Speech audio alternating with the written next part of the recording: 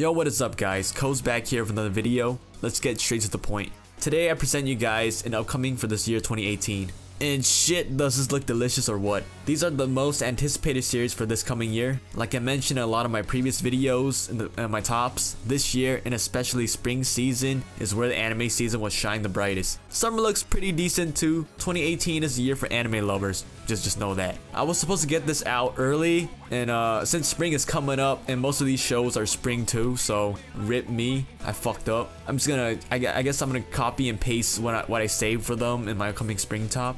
Coming to think of it, should I even do it? Am I late? Fuck it. Fuck it! As I always say in my tops, the order I put these in don't mean shit. It's really based on my speculations and hype. Let's go. Tokyo Ghoul Re, anime by Studio Pierrot. Studio Clown is at it again with the continuation of the abomination of Rude. Oh well, at least we're getting another Tokyo Ghoul continuation. I've been a loyal manga reader for the series and I have kind of a mixed feeling about this. Don't get me wrong though, I adore the series, but my hopes for a good adaptation is pretty low. Based on the studio's resume, you know, a lot of the stuff they do, they were just butchered as fuck. Just hearing Pierrot behind an anime series had left a bad taste in my mouth for years. Since I know too much about this series already, I will try to be careful on what I say about the new series. It's a popular and a loved series, and the amount of spoilers we have at the moment is massive since it's been like 4 years since Rude. So pretty much we got this complete new cast and a new plot going on. Compared to the original Tokyo Ghoul story, which follows the ghoul side of life, we now focus on the CCG side of the story. The new protagonist for the series is the boy named Sasaki Heisei. He is a half ghoul, half human. Really makes you think, doesn't it? He is also part of a new squad, and the leader of the squad called the Quinks. In this story, the CCG has discovered a way to create pseudo one-eyed ghouls. Thus comes the birth of the Queen Squad. Follow the Queen Squad as they go through their own hardships and begin to reveal the truth of the world. That's all I'll say. It's about time they brought the series back to life. If I recalled correctly, Season 3 was hinted at the end of Rude 2. It shows Toka opening up a new coffee shop called Ri, which is, I guess you can call it an Easter egg when Ri, which is the actual name of Toka's coffee shop in the manga, Ri. I remember those days where speculations, rumors would be thrown around of a Season 3 or a remake of Tokyo Ghoul. Most were unreliable sources, but I guess they weren't wrong, right? Lesson learned. Unreliable sources are always right. Just kidding, don't listen to me, I'm a fucking retard. Now, if you're impatient, it's not too late to jump and start reading the manga at the moment. It's actually the best time to do so too. There's over 150 chapters at the moment, and there's loads to read and information to take in. Shit is going down left and right, and the series is intense as ever. Let's just hope Studio Clown does this right this time. Now, if they fuck this up like with Rude, they will lose my respect as an animation studio. Oh yeah, also a caution too. The start of the series might be confusing to some, and you might seem lost, but it's just how it was intended. I hope you guys will enjoy the continuation and learn more about the universe in the series. The Queen Squad rolls out on April 3rd. Persona 5 the Animation, animated by A1 Pictures. As expected, since P4 and P3 had anime adaptations. I've played the game myself, and boy do I agree it's one of the best games I played in a while. I enjoyed every moment of it and spent tons of hours on it. However, it's not the best Persona game in my opinion in terms of story. If I were to rank the Persona games from best to mediocre, yeah, I don't want to say worse, it would be 3, 5, and 4. I just love 3, and it holds dear in my heart with its story and characters. In addition, the lesson. Don't get me wrong though, P5 is on par, but I felt some areas could have been improved on. To be specific, characters and story. The strong factor that made it the best Persona game is for its gameplay. That's about it. Now the big question, will the anime be good? How will they adapt the game faithfully? How are they going to condense a 100-hour JRPG game into, I assume, 12 episodes? Or at least, I'm expecting a 2-core. I really hope it's not that short, because that would mean it's going to be rushed. I'll just give a short synopsis of the series. The story centers around a high school student named Ren Amamiya. I'm still pretty salty that they didn't keep his original name, Akira Kirisu. After an incident, he is put on probation and forced to transfer to another school called Shujin Academy. And as in every Persona main character, he gains access to the Velvet Room, thus begins the inevitable fate for Ren. That's all to it, just a basic rundown. A series that I've been anticipating since completing the game. Let's hope the anime sticks to the game or improve the small flaws that were present. I do not want to have my hopes up too high for this. I trust A1 Pictures, and I believe they will do a decent job at it. The Phantom Thieves will change your heart on April 7th.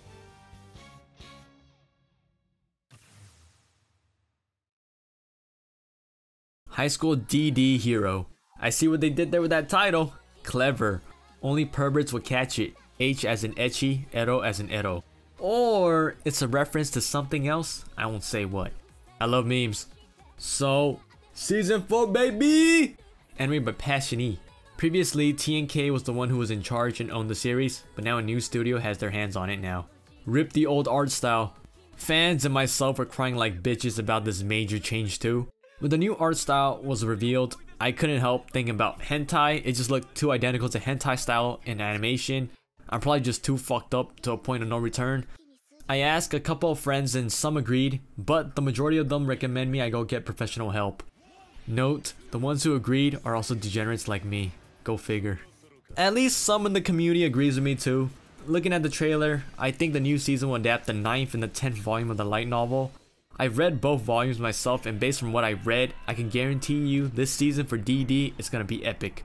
We are going to see a lot more action and development for our main protagonist, Issei, and his waifus.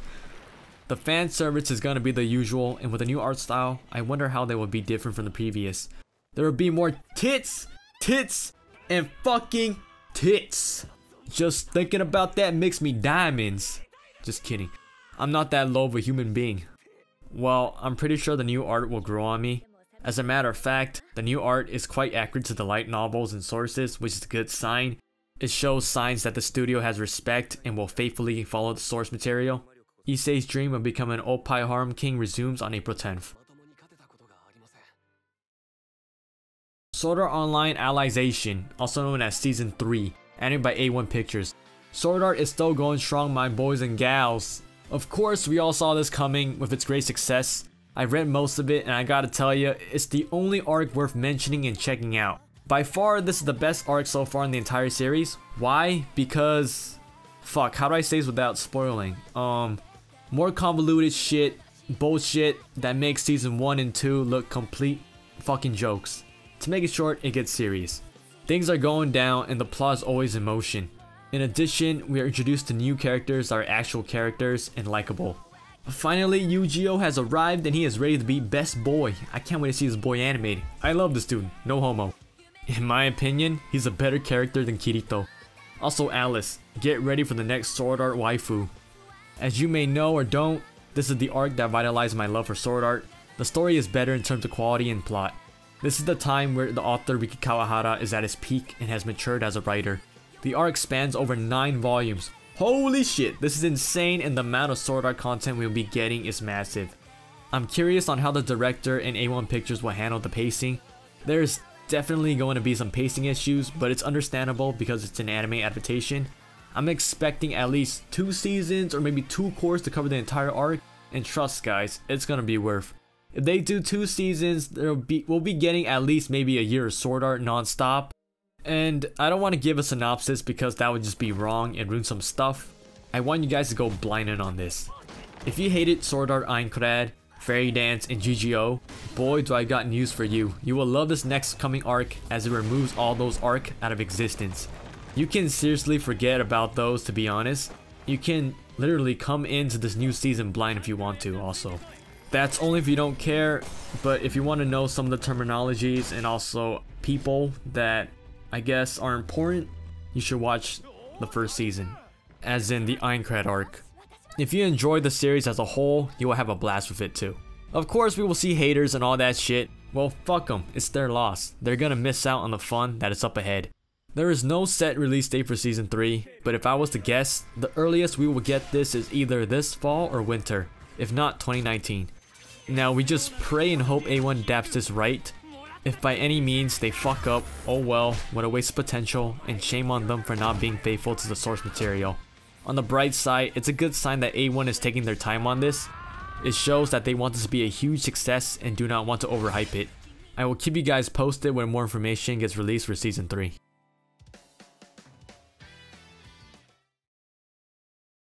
KohzzyJo, The Resurrection of Lelouch Season 3, animated by Studio Sunrise. Nani?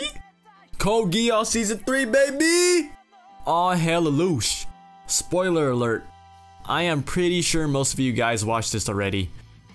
I knew my boy was alive. The evidence were all there, guys. The title gives it away too. Should I go through some of them? I'll mention a few. The title for Season 2 was KohzzyJo's R2. Think about that for a second. KohzzyJo's and R2. What does R2 stands for?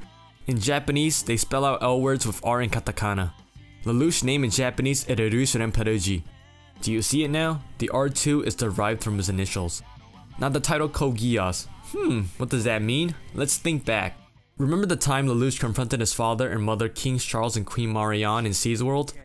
After a brief conversation about how everything is wrong and the future must move forward and yada yada, and Charles furiously rushed towards Lelouch and strangles him by his neck, what hand was it? The hand with the code on it. What does that mean? Lelouch inherited V2's code, thus achieving the code while keeping his KohzzyJo's powers. Think of that instance when Charles inherited V2's code. In most cases, the transferring of a code happens when a contract is fulfilled, but Lelouch had no contract with V2. His contractor was C2. Therefore, KohzzyJo's R2 is a title Lelouch himself has acquired, and he is the first one to ever do so. Now, another solid proof that takes the cake and wins the argument. Remember when Nonali touched Lelouch as he was on the verge of death? What did she see? Everything. She saw the plans of Zero Requiem and Lelouch's deepest thoughts. This then activates the code as it was for Charles when Lelouch shot him in the head. Last proof, C2 always questioned the purpose of life and wished for death, but at the same time, love. Lelouch promised to fulfill the contract, and that was to show C2 the purpose of life and to show her true love. That's about it. There are some more solid facts that back up that Lelouch is still alive and why Season 3 is possible. Sorry for rambling on too much, I got way into it. I could go into more detail, but it would just end up being way too long. The answer can literally be spotted throughout the series. The directors also confirmed that Lelouch will be present. Now, the sad news for Season 3, the sequel series will be adapted into films. That means no TV series, and we'll have to wait between a half a year to a year to even get subtitles for it. It's unfortunate for those who have to wait for the Blu-ray releases, but it may mean good news. How so? That means you get better quality and possibly a polished story. If the rumors are true, the third sequel will span 3 movies. That is at least 3 years in the making and production. Let's just hope they do something amazing with the series. I love the series, and it's in my top 2 of all times, and I don't want this to end up being shit. I remember joking around with my friends that KohzzyJo Season 3 will only happen when Sunrise is about to go bankrupt and when idol shit dies. It's when they unload their arsenal and bring back fan favorite Lelouch into the picture. Is this a sign? Is Sunrise on the verge of shutting down? Are they getting this desperate? Just kidding. As you may know or don't, most of Sunrise revenue is coming from the school idol anime projects. Love Live has been such a great success for the company and is still going strong till this day. Muse is better no cars. Fight me. Muse for life, bitches. There's still no information for the third sequel at the moment. So far we were given a teaser and that was it. Based on the teaser, we can kind of get a picture on what is going on. There's explosions and seem like another war is about to break loose. A new villain? A new KohzzyJo user or power? Princess Cordelia is shown discovering something. A rune or a temple? Is it related to C's World? Suzaku is shown in his Knights of the Seven uniform, and in the end it shows Lelouch KohzzyJo. I just have so many questions. Well, the third recap movie for Season 2 is on the way, and hopefully after the film, Sunrise will announce more information on the resurrection of Lelouch. I will keep you guys posted, and I'll leave you off with this. All hail Lelouch and all hail Britannia! Attack on Titan Season 3, animated by Wit Studio. The third season for the series. Shit, how old is this series now? About 8? Shit, I'm getting fucking old. I swear, it was like yesterday the first season aired. Time flies when you're having fun, right? Well, Attack on Tit Ants is back, and this might be the final closure based from rumors. As in, this might be the final season. I remember seeing this rumor loomed around a while ago since the second season announcement. Just take it as a grain of salt. I am still currently following it and reading it since its first manga debut. I'll admit it, and I have said this multiple times. There has always been a preconception that I hate the series. Time to tell the fucking truth, boys and gals. In the beginning, I loved the series. But after the stuff with the plot and the introduction of all the powers and etc., it went south for me. However, I still kept up with it. As the years passed, Isayama got better with his story building and writing in general. I began to like the series once again and I was deep into it. Ever since then, I began to appreciate for what it is and my love for the series came back. There are still flaws, but those can be overlooked. Most of those convoluted shit such as plot and the background stories can be found if you actually dig into the reading and go back and review the previous chapters. So I apologize for all the retarded fucking shit I said for the series. I was a fucking brainlet and was not transcended. I still hold true to where I placed it though. Of course, putting it dead last in my tops was fucking dumb of me. Does it stand in the top 5s? Definitely not. Top 10s? Debatable. Probably once the 3rd season or the series is concluded. Top 15s? Seems fair as of the moment. If you're keeping up with the manga, shit is going down and it seems the climax is here. And I mean the real climax. It does feel the series is about to end too. And as recently reported, the next arc is called the Uprising arc. It is a part that Isayama regrets writing. I hate to say, but I agree. Let me briefly say a few words without spoiling. The author throws out a lot of backstory, flashbacks, and brand new information.